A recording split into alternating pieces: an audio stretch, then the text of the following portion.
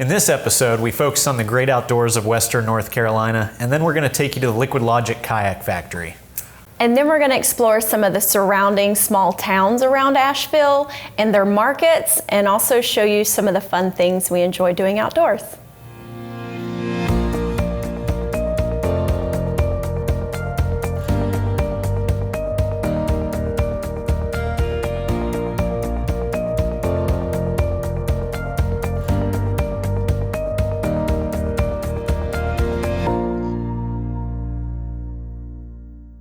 Welcome back, everyone, to Asheville Real Estate Monthly. This is episode 2, June 2019.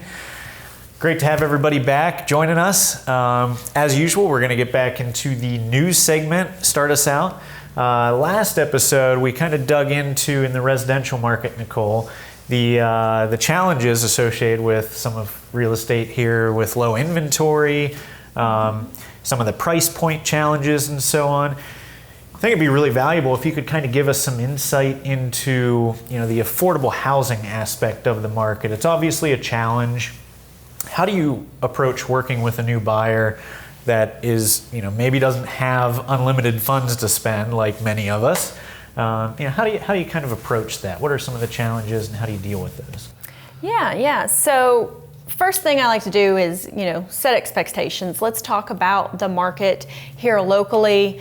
And kind of explore from there. So when we talk about affordable housing, let's use a number under 200,000 for our area. In that market, if somebody says, I want to move to Asheville, I could spend, 190,000, what can I find? So if I were to look right now, I was actually searching over the weekend, and see what we have in Asheville under 200,000 that's active on the market, there are 23 listings. 23. So that doesn't give you very many options. Not very many. Not at all. So that's where I say, all right, so if we expand our search, let's look in Buncombe County, kind of, what are those other small towns right outside? Within the county, we get about 89 options. And then if we want to expand a little bit further into, like, say, Haywood County and Henderson County, which are also, very popular here. They have their own draw, they're close by, and they're great towns where you can maybe get a little bit more for your money. So if we include all three of those counties, now we have about 239 options. Okay. So, just expanding our kind of parameters, we can, get some things to look at, even if there still is kind of a lack. So I'm curious, even, up around 200,000 sometimes is out of the budget for maybe a first-time home buyer. Is there any options, really below the 100,000 mark? Yeah, under 100,000 right now in Asheville, we have 3 homes active. 3, yep. And then in Buncombe County, 15. 15. So we don't really have many options under 100,000. And honestly, realistically, anything priced below 100,000 is not going to be a move-in ready, great purchase for a first-time home buyer. It's going to be a major fixer-upper, and honestly, probably the majority of that value is in the land itself. You can't buy land for under 100,000 here. So, and I've actually had people try to approach that route as well, as maybe we can buy a piece of land and build a house and be under budget. And honestly, the building costs have just went up so much for materials and things of that nature that it just makes it impossible to build in that realm. Yeah. When we talk about that shortage in affordable housing, and you're dealing with investors and developers and things, do you see a push for any, more affordable housing or options? Yeah, and you made a good point about the construction costs and everything. Even if a developer wants to come in and build really small houses to try to keep them as affordable as possible, it's almost impossible in reality. And the challenge is construction costs, material costs. We're limited on the amount of subs in the construction world. That drives the prices up. So it's even a challenge for builders in some of the higher price points to get in on budget to where they want to be competitive in this market. So I think new construction is a stretch to say that's an approach to affordable housing for a new home buyer. But obviously, somebody that's maybe not ready to buy right now financially, but is trying to save money and put some money back for a down payment, whatever that may be, multifamily, so rentals, is a very hot market here in the commercial real estate world. We've seen it as a booming market for not only younger generations, but sometimes the older generations that kind of don't want to worry about the house. They want to move into a place. We have a lot of amenitized multifamily communities here where you've got a swimming pool and workout facility and a great social scene if you're not from the area. So it's a nice kind of transition to moving to Asheville, I think. And because of that, it's reflected at very low vacancy rates here in the multifamily market. That has caught the eye of a lot of investors locally and on the wider scale, obviously. So we've seen a lot of kind of what I would call the big time players coming in from outside of town to specifically invest in the multifamily market here in Asheville. And it's great, we love to see that. We've had some very notable deals take place. Recently in the news, we kind of got a spotlight for not only Western North Carolina, but North Carolina in general for the size of the city. We had a sale here, the Asheville Exchange Apartments. It's just over 300 units, sold for $56.6 million. 6.6. It's a big number. It's a big number. Came out to about 182,000 per unit. Wow. So, wow. Yeah, $56.6 million dollars. So what about options for maybe investors that don't operate on this huge budget? Yeah, exactly. Not everybody's got a budget of $50+ million to go out and play with in investments. So that's a great question because there is options. Multifamily is just not hundreds of units. You can build smaller setups, so maybe duplexes or fourplexes, you name it. A point that I think's a really great one, that really anybody can consider to getting into the multifamily market is the fact of you can qualify for government-backed loans such as FHA, VA loans up to a fourplex unit if you're living in one of those units. So it's something to consider next time you're thinking of upgrading your house and maybe upping your budget a little bit. Rather than just going for the extravagant new home, you could move on to like I said, a duplex or maybe a fourplex, live in one of those units, rent out the other three, and now guess what? You're a multifamily investor and you did it on a much smaller scale, but your home is making income for you every month. And like I said, with those government-backed loans, that's a pretty unique opportunity there to have a lower down payment, lower interest rates. I think it's a pretty overlooked area of the market that, a lot of people could potentially benefit from. Yeah, and I think the rates have been really good recently, so definitely on like FHA loans, they're a lot lower. So that might be a great option for people that they didn't realize they had. Exactly. Well, that was really educational, and I think that's a piece I forget about because I'm in residential is rentals, and we do have a lot of people. They're coming from other areas. They find a place to rent here for a year while they explore and look for something to purchase. So I guess that is a good opportunity for you with investors in multifamily. But also I hope, in general, this gives you an idea of, what affordable housing, really is like here. Yeah, a good point on that is until there's more inventory and vacancies do go up a little bit, pricing's not going to come down on rentals. It's the old supply and demand. It's just the reality of the nature of that beast, you could say.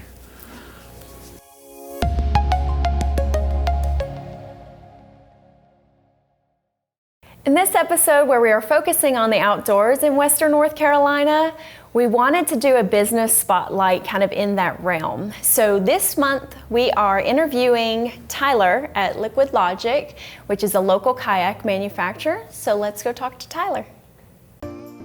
I love Asheville because the town itself is unique, but it also has a lot of opportunity in town and out of town. So in the kayaking world, you can be living in the city and be paddling in one of the most pristine environments in the United States and in the world really in 45 minutes or less. And there's a lot of places to do that close to town.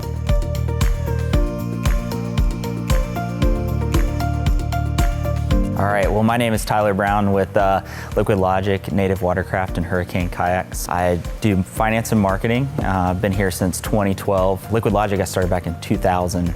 A few guys left Perception Kayaks and started up Liquid Logic in a barn down in Saluda, North Carolina.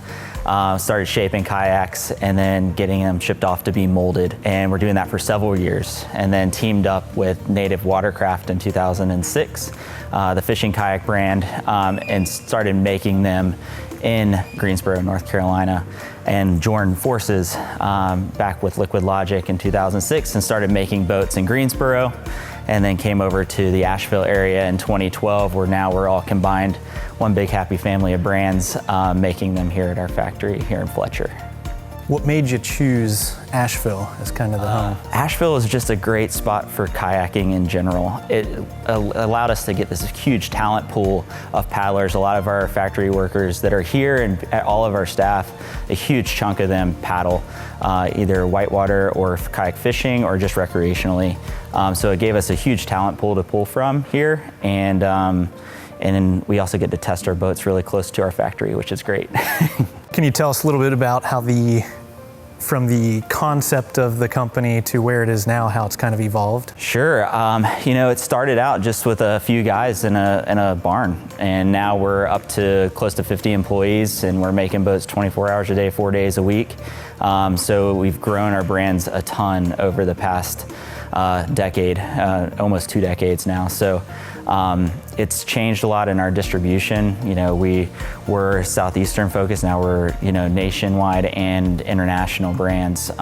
Especially with the Native brand, was started out as nothing, and we've grown substantially. So it's changed a lot over the years.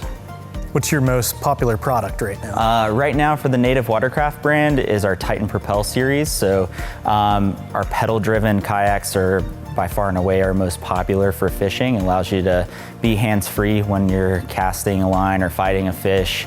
So you can pedal like a bicycle forward or reverse.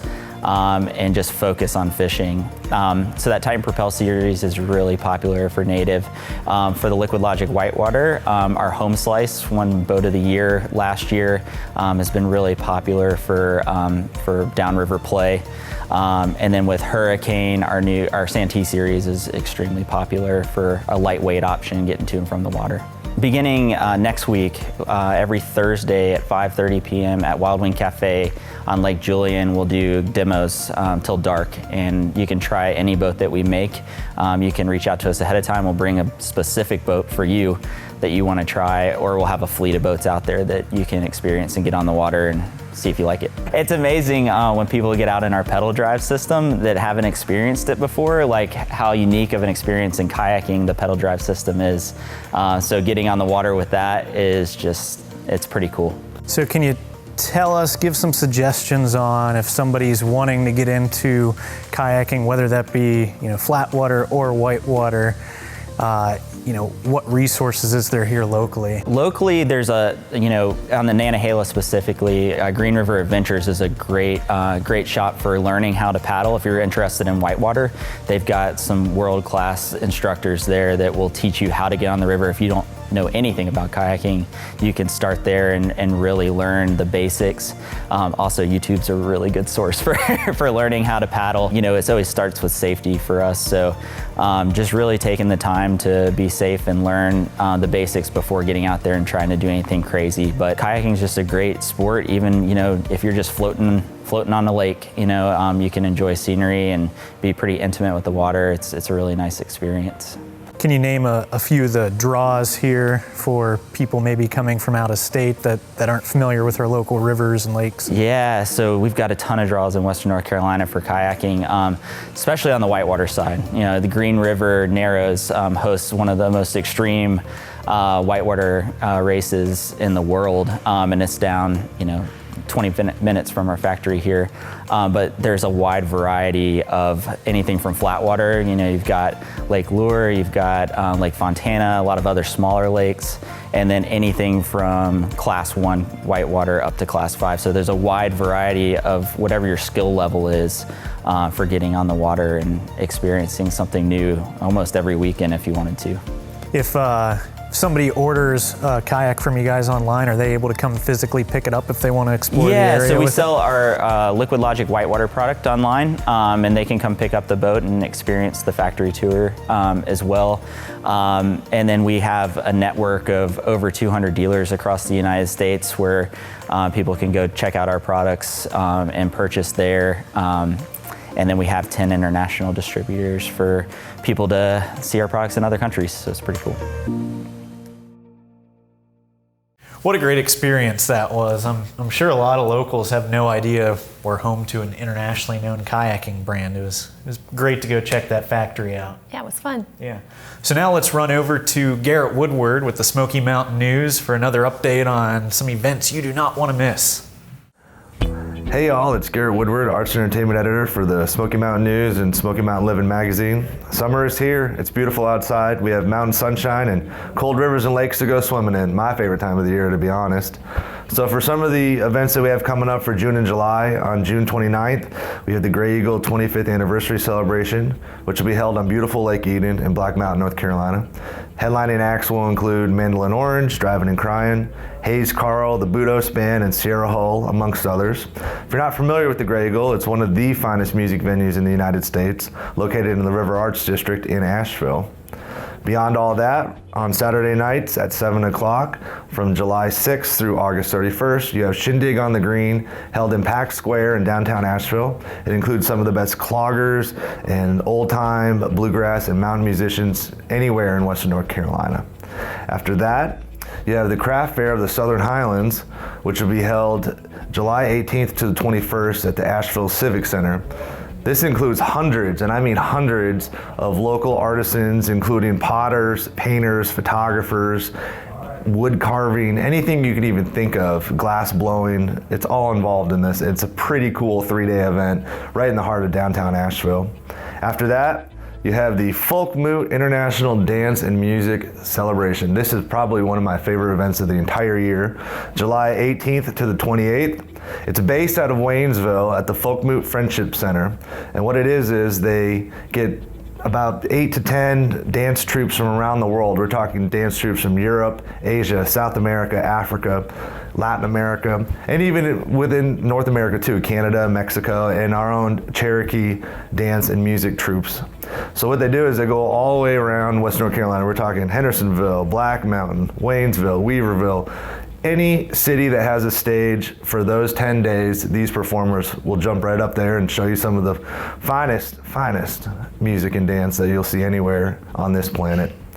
So that's it for now. I'll see you guys next time around. Get outside and enjoy it. We didn't move here to sit in our house all day. Thanks, y'all. Thanks, Garrett. As always, it's great to have Garrett's perspective on what's going on, and hopefully we'll enjoy some of these events.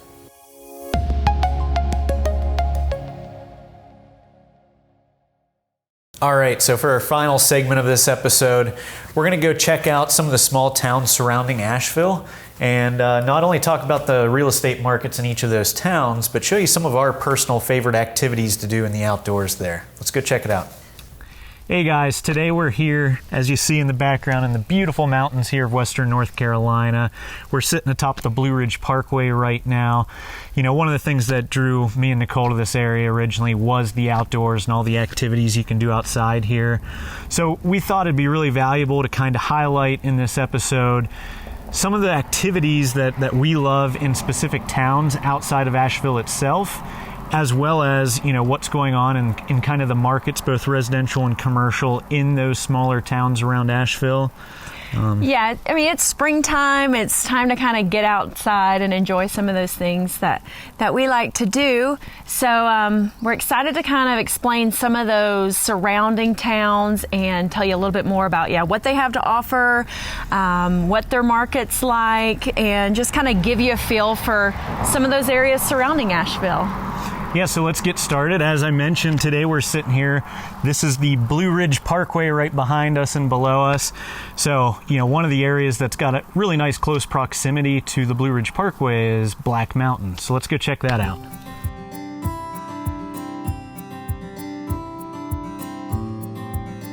Today we're here hiking just off the Blue Ridge Parkway near Black Mountain, North Carolina. You know, the Blue Ridge Parkway is one of those unique places that I can't really think of another place in the United States that has something exactly like it. You know, it's 469 miles end to end, cutting through the Appalachian Mountains, some of the most beautiful scenery you could ever imagine. Such a diverse, plant life, scenery, you name it. And then obviously with that comes all the outdoor activities that we said we would focus on. Just off the parkway, you've got trails just like this. That access gives you for mountain biking, for hiking, camping. If you're more into the road biking scene, all 469 miles of that is able to be road biked, and I mean, it's our own mini France, essentially, if you're into the Tour de France. Additionally, as I said, camping, there's a number of campgrounds off of the parkway itself, so you don't have to venture far from the road. Even if you just like jumping in your car for a scenic drive, you can go for a scenic drive. There's almost every mile or two, there's a scenic overlook that has easy access parking. You don't even have to get out of the car if you don't want. So it's one of those really unique things. And switching over to the business aspect of Black Mountain itself, it's a great place for small business. So we've generally seen in the last few years about $10 to $15 a square foot on retail leasing. We've seen some higher values than that on some of those prime pieces of real estate. And I always tell my clients, if you're looking for one of the real prime locations retail-wise downtown Black Mountain, these properties do not turn over all that often, so you really need to be on it and be in there as soon as something comes available. Again, that's where a broker like myself comes in. I'm happy to keep an eye out on stuff like that. Additionally, for startups, there's a lot of affordable options, and if you just come right off of the main road there in Black Mountain, there's lots of affordable options for both leasing and purchase. So that's something to keep in mind because, the rates are going to be much lower than places like Asheville itself, but you're 15 minutes to downtown Asheville generally from downtown Black Mountain, so that's pretty great. And you've got a college in place there. Montreat College is nearby. We've seen a lot of people drawn to Black Mountain specifically again because of the proximity to Asheville. So I think it's a really great thing. So now I'm going to turn you over to Nichole, talk about residential.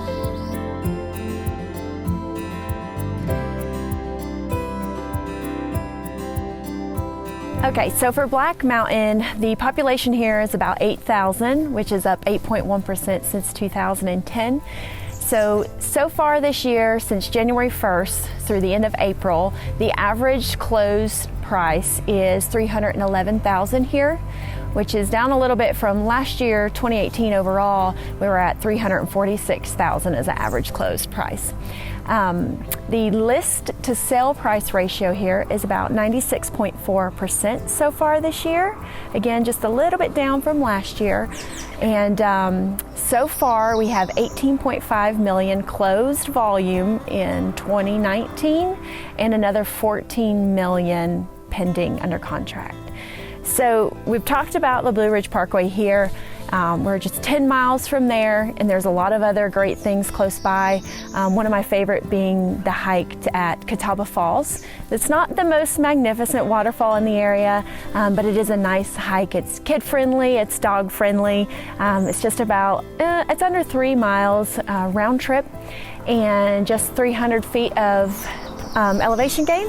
So it's really close by, easy to get to. Bring the dogs, bring the kids, bring the grandparents, and there's just plenty of stuff to do close by to here, and it's a great town to explore. So let me know if you have any questions.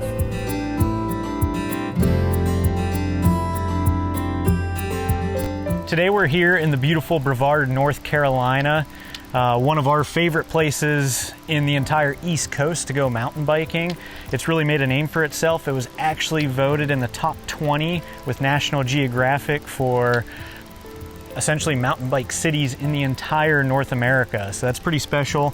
Some of the things that really stand out about this place is the city of Brevard is just outside of Pisgah National Forest. Pisgah National Forest is over 500,000 acres of pristine wilderness like you see here behind us today. We're also close to DuPont State Forest, which is over 10,000 acres and has almost 100 miles of trails in that forest system alone. So it's just really special. You know, it's something for us. We enjoy coming down here. We'll come down on an early morning, take half a day or a full day, and we'll stop. There's lots of good kind of bike-centric stores and not just mountain bike shops. You know, for instance, we'll stop by in the morning at Sycamore Cycles if we need anything. And connected to it is Crank, which is a fantastic little coffee shop. And don't forget about the Hub. That's our post-biking stop for a beer. They've got all sorts of outdoor gear there for sale, but they also have a tap room inside, usually food trucks outside, and they have a great little patio where you can have a beer, watch people bike by. Across the street's Acosta Brewing. So there's a lot of great spots right here off the trail. If you're newer to mountain biking, kind of like me, you don't have to be a pro to mountain bike here. That's what's great, is you can get all the gear, you know, to get started fairly priced, and there's a lot of great resources here, from guided trips to there's meetup groups, a lot of biking groups, shops everywhere, and there's even Colo Mountain Bike Park in Asheville where you can go kind of ride some man-made trails and try that out and try to learn some skills. So you don't have to be afraid to take on this sport. It was new to me moving from Florida, so I've really taken to it, and it's nice to have this kind of right here in our back door. yeah, if you have any questions on it, the people in this industry are absolutely fantastic. So just stop by any of the local bike shops and they will get you set up with any of the gear, and they're not just going to upsell you on everything. It's really a great community here. They're happy to try to get new bikers out on the trails and having a good time. So yeah, I was surprised at the support, so you don't have to be intimidated. That was really awesome. yeah, so let's get out and let's do some riding. What do you say? All right. All right.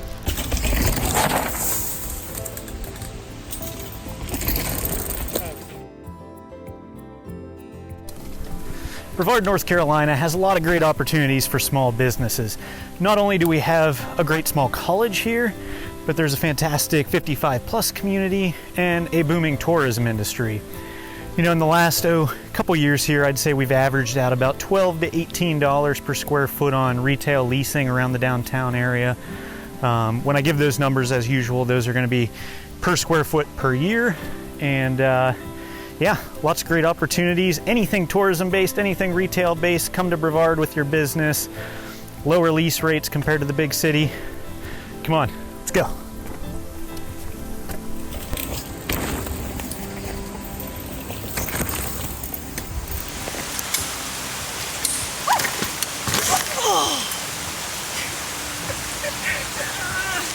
Okay, so the population of Brevard is about 7,800. They've seen about a 3.1% growth since 2010.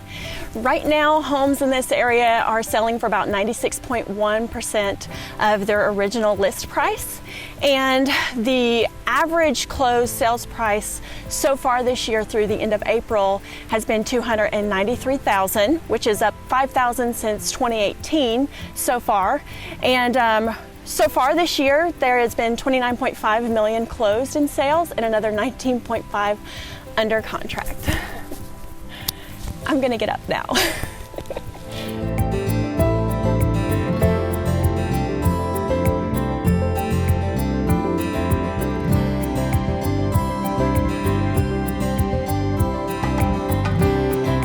Today we're out here at Jump Off Rock in Hendersonville, North Carolina. This is a place we love to come. It's only 5 miles from downtown Hendersonville.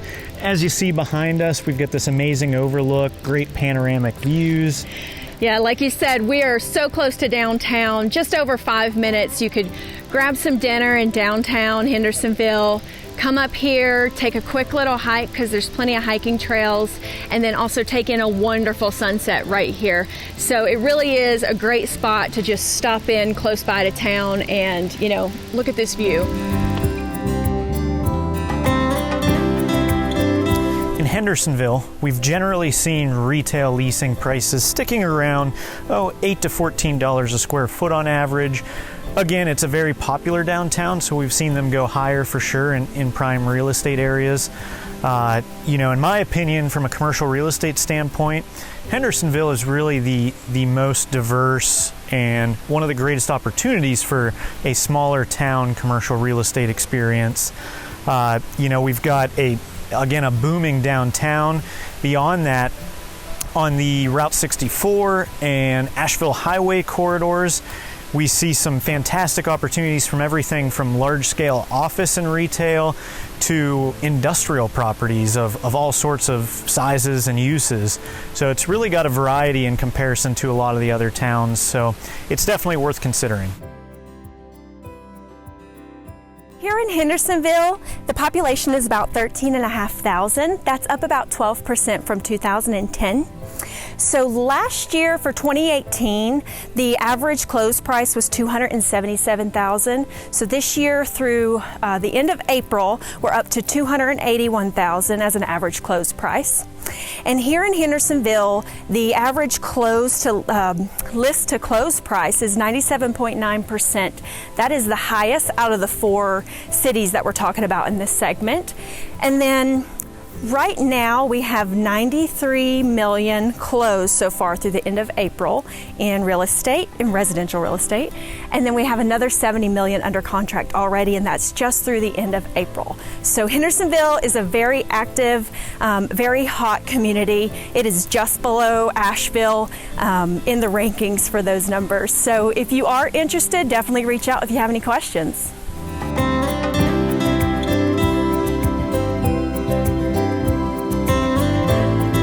Today we take you to Waynesville. One of our favorite things to do in the Haywood County area is to grab our rods and to go hit one of the mountain streams or rivers and go fishing here. Today we're actually at Sunburst, and it's one of my favorite places in town. It has been ever since I moved here. Yeah, echo that. I love Sunburst. It's absolutely beautiful out here. The streams are amazing. There's a river system that runs through, as well as a number of smaller mountain streams. All of them have a variety of rainbow trout, brown trout, brook trout, you name it, and some very sizable ones. It's also hatchery fed, so there's typically a really good, healthy population here. And it's one of those places that to come spend a day out here and cast your fly rod and kind of forget about everything, it's hard to beat. It's pretty special. In Waynesville, we've generally seen retail leasing around the downtown area falling somewhere between the $7 and $15 per square foot mark. Like the other place we've talked about, we definitely see some higher lease rates than that for sure in the prime areas, but that's kind of a safe bet in that area to think about. Waynesville is kind of the quintessential small downtown mountain town, so it's a great place for somebody wanting to set up kind of the local mom and pop shop, whether that be a restaurant, brewery, coffee shop, antique store. Anything along those lines works really well in a location like that. It also has a fantastic tourism industry and a lot of locals as well, as people have flocked to places like Waynesville for the lower real estate prices and the beautiful surroundings. You're completely surrounded by mountains in Waynesville.